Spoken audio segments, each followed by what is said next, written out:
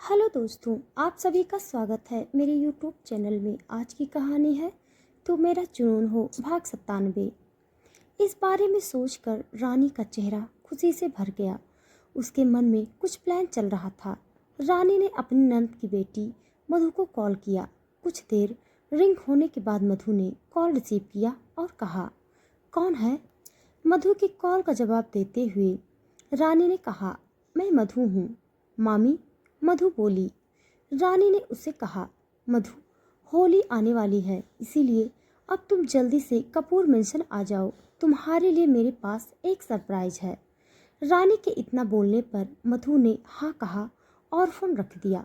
दूसरी तरफ सना भी पूरे दिन काम करने के बाद थक गई थी और अगली सुबह होली था और सब आने वाले थे, इसीलिए वो जल्दी से सोने के लिए जाने लगी। उसने देखा करीम अभी नहीं आया था। उसने मैसेज किया, अभी कब आओगे? करीम ने मैसेज का रिप्लाई लिखा, बच्चा ऑफिस में वर्क है, तुम सो जाओ, मैं आ जाऊंगा। ओके हबी, गुड नाइट। सना ने मैसेज टाइप किया और दिल वाली इमोजी के साथ करीम को सेंड कर दिया। ऑफिस में बैठा करीम मुस्कुरा दिया। उसे अपने एक इम्पॉर्टेंट डील के कारण ऑफिस में रुकना था, क्योंकि रात में उसकी मीटिंग थी। करीम अपने ऑफिस में बैठा सोच रहा था कि सना और उसकी शादी को हुए लगभग 1 साल होने वाला था। इस 1 साल में करीम की जिंदगी पूरी तरह से बदल गई थी। करीम ने सना के बारे में सोचते हुए खुद से कहा, बच्चा, इस होली के आने न आने से मुझे कभी कोई फर्क नहीं पड़ा, लेकिन ये होली मेरे लिए स्पेशल होगी, क्योंकि मेरे जिंदगी का रंग तो तुम हो। सना की तस्वीर को अपने फ़ोन में देखते हुए करीम ने उसे कहा और प्यार से मुस्कुरा दिया। दूसरी तरफ जैस्मिन शैली के फ्लैट में थी और अपने सामान को पैक कर रही थी। जैस्मिन के सामान में मोहित की तस्वीर थी। मोहित की तस्वीर को देखकर जैस्मिन की आंखों में आंसू आ गया। वो धीरे से बेड पर बैठ गई और मोहित की तस्वीर को हाथ में लेकर बोली, मुझे माफ़ करना मोहित, मैं ये शहर हमेशा हमेशा के लिए छोड़कर जा रही हूँ। अगर मेरी ज़िंदगी में तुम नहीं हो तो मुझे कुछ नहीं चाहिए, न कैरियर, न पैसा, न नाम और न ही शोहरत। उसने अपने आंसुओं को पोंछा और सुबकते हुए बोली, बहुत प्यार किया था ना तुमसे। मेरी ज़िंदगी के सभी अच्छे कर्मों का फल थे तुम्हारे साथ बिताया हर एक पल में जीवन भर याद रखूंगी। ये यादें ही तो हैं जो मुझे तुम्हारे करीब होने का एहसास दिलाती हैं। लेकिन अब मैं चली जाऊंगी यहाँ से। कोई तुम्हें तकलीफ नहीं दूंगी, कभी नहीं दूंगी। जैस्मिन ने मोहित की तस्वीर को अपने बैग में पैक कर लिया। वो बहुत ज़्यादा दुखी थी। उसे आज सना का फ़ोन आया था और सना ने जैस्मिन को अपने यहाँ होली खेलने के लिए इनवाइट किया था। जैस्मिन ने सोचा कि होली के बहाने वो सना, शैली और प्रिया तीनों से मिलेगी। इस शहर ने उसे उसका प्यार, पति, परिवार और अच्छे दोस्त दिए थे। जैस्मिन को दुख था, लेकिन जाना तो जरूरी था। अगली सुबह जब सना की आंख खुली तो सना उठकर बेड पर बैठ गई। आज की सुबह बहुत ही प्यारी थी। सना के चेहरे पर हल्की मुस्कुराहट थी और वो अपने दोनों हाथों को फैलाकर आंखों को बंद किए अंगड़ाई ले ही रही थी कि अचानक उसने अपने गालों पर और अपने क्लेवेज पर किसी के हाथों को महसूस किया और तभी करीम ने प्यार से और खुशी से सना को विश करते हुए और उसके गालों से होते हुए उसके क्लीवेज तक लाल गुलाब को लगाते हुए कहा, हैप्पी होली बेबी। सना करीम की तरफ पलटी। उसने देखा करीम वाइट रंग के कुर्ते में था और वो बहुत चार्मिंग और डैशिंग लग रहा था। उसके हाथों में लाल गुलाल का प्लेट था और उसने देखा करीम के पीछे टेबल पर कई रंग के गुलाल रखे हुए थे। करीम का ये रूप देखकर सना हैरान रह गई। उसे यकीन नहीं हुआ कि करीम होली भी खेलता होगा। सना ने उसे देख रही थी, तभी करीम सना की ओर करीब आ गया और प्यार से उसके गालों पर और फिर उसके हाथों पर गुलाल लगाते हुए कहा, अपने हबी को होली विश नहीं करोगी बीबी? सना ने ये सुना और मुस्कुरा दी। वो करीम के ऊपर झुकी और उसके पीछे से उसने हरे रंग का गुलाल उठा लिया और फिर करीम के गालों पर प्यार से लगाते हुए बोली, happy Holi Karim. I wish हमारी जिंदगी में ऐसी होली हर बार आए। इतना कहते हुए करीम से सना लिपट गई। करीम ने उसे अपनी बाहों में भर लिया और कहा, तुम्हारा विश मेरे लिए सबसे ज़्यादा ज़रूरी है बच्चा।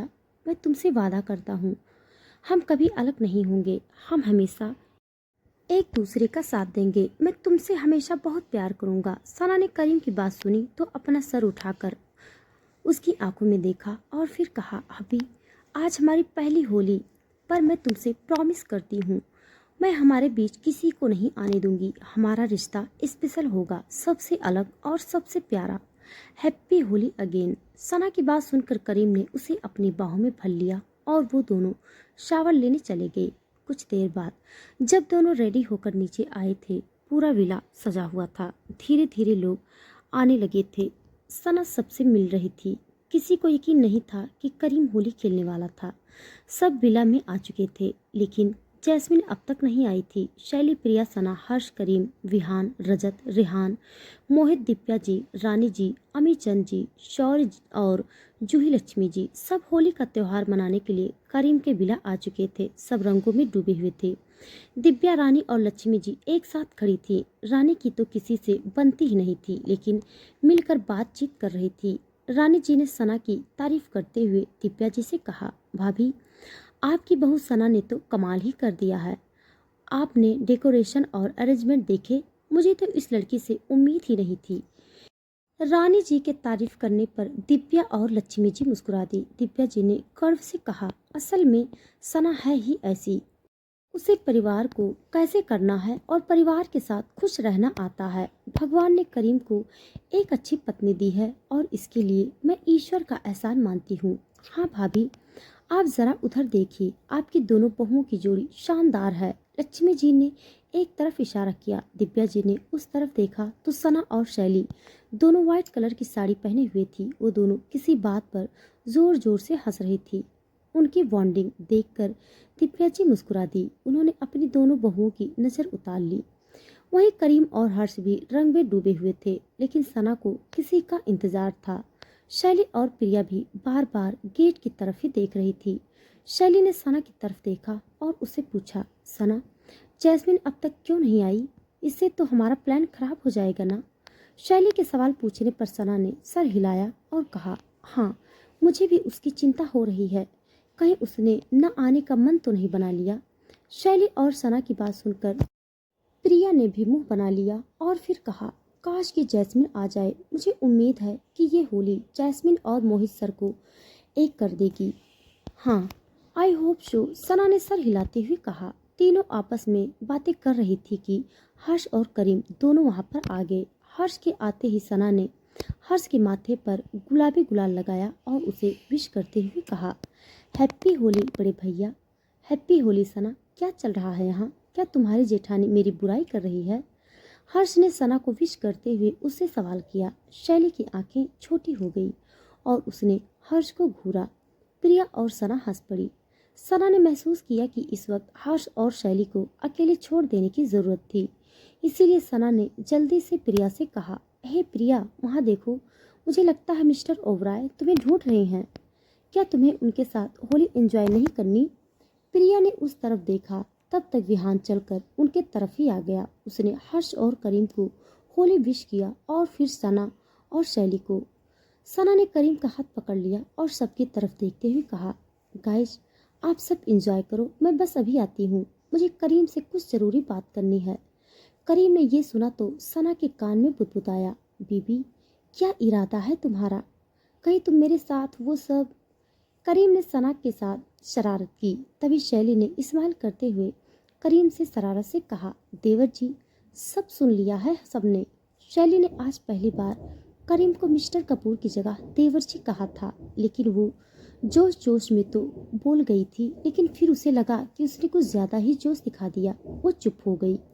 लेकिन तभी करीम ने शैली की तरफ इस्माइल करते हुए देखा और उसे जवाब देते हुए बोला, वैसे मुझे लगता है हर्ष भाई भी आपके साथ वही सब करना चाहते हैं भाभी। करीम के मुंह से इतना सुनते ही हर्ष, जो अभी गुजिया खाने के बाद पानी पी रहा था, उसने पिचकारी की तरह सारा पानी मुंह से बाहर निकाल दिया और खांसने लगा। जबकि विहान की आंखें हैरानी से फैल गई। उसके सामने जो आदमी खड़ा था और जिसने इतनी कूल वॉइस में जवाब दिया था, वो उसका बॉस तो नहीं हो सकता। विहान ने अपने मन में कहा। प्यार में अगर मेरे बॉस बदल सकते हैं तो समझो दुनिया बदल जाएगी। वहीं शैली के चेहरे पर बिना गुलाल के गुलाबीपन छा गया। उसे अचानक से कुछ अजीब सा फील हुआ। एक तो वो अचानक से बड़े खानदान की बहू बन गई थी, ऊपर से कुछ दिन पहले जिसे करीम कपूर ने नौकरी दी आज वो उसकी भाभी बन गई थी, और ऊपर से उसका बिहेवियर। शैली ने सना के कान में कहा, ए सना, क्या तुमने अपने पति को कोई घुट्टी पिला दी है? मुझे तो यकीन ही नहीं आ रहा है कि मैं मिस्टर कपूर के मुंह से अपने लिए भाभी सुन रही हूँ। सना ने सुना तो सर हिलाया और स्माइल करते हुए कहा, मैंने तो करीम को कोई घुट्टी नहीं पिलाई जेठानी जी, लेकिन आप ज़रूर आज बड़े भैया को भांग पिला देना ताकि अगले कुछ दिनों में हमें गुड न्यूज़ मिल जाए। अब आपस में एक दूसरे की टांग खींच रहे थे। दूर से अपने बच्चों को खुश देखकर दिव्या जी ने अमित चंद जी से कहा, आई होप एक दिन इन सबके साथ ईशान भी होगा। अमित चंद जी ने सर हिला दिया और दिव्या जी ने कहा, वो दिन भी जल्दी आएगा। अभी हम इन बच्चों की खुशी में खुश होना चाहिए। हाँ, आपने सही कहा, दिव्या जी ने कहा। वहीं दूसरी तरफ रानी जी ने देखा कि वहां पर मधु आ गई थी। मधु के आते ही रानी उसके पास आ गई और बोली, तुम आ गई, इतना लेट क्यों किया? खैर, जैसा बोलती हूँ वैसा करो। हाँ ठीक है मामी, मधु ने बोला। उसकी नज़र करीम पर थी और वो डेविड स्माइल दे रही थी। वहीं सना करीम का हाथ पकड़कर उसे अपने साथ ले गई। करीम रोमांटिक मूड में था। उसने सना को अपने बाहों में भर लिया और बोला, बीबी, आज पहली होली है हमारी और तुम हो कि सुबह से ही भाग रही हो। हाँ पतिदेव, लेकिन मेहमान हमारे घर आए हुए हैं, उनका ख्याल रखना हमारी जिम्मेदारी है। सना ने करीम की बाहों को खुद से अलग करने की कोशिश करते हुए कहा। करीम ने कमर में हाथ डालकर उसे अपनी तरफ खींच लिया और बोला, ठीक है, लेकिन क्या तुम्हें आज के दिन अपने पति पर प्यार नहीं आ रहा है? सना ने सुना तो स्माइल करते हुए कहा, नहीं, आज तो हमें किसी और का प्यार एक दूसरे से मिलाना है। याद है ना तुमको? इसलिए पता करो कि मोहित भाई कहाँ हैं और क्या कर रहे हैं। करीम ने सना की बात सुनी और मुंह बनाया और कहा, ठीक है। सना वहां से चली गई।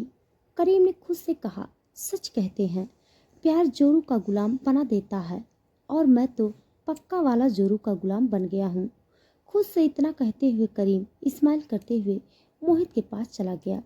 करीम ने मोहित से बातें करनी शुरू की और दोनों दोस्त अपने अपने प्यार की बातें करने लगे। करीम ने बातें करते करते मोहित को बहुत सारा भांग पिला दिया, लेकिन उसी वक्त अमित चंद जी ने करीम को आवाज़ लगा दी। करीम वहाँ से चला गया।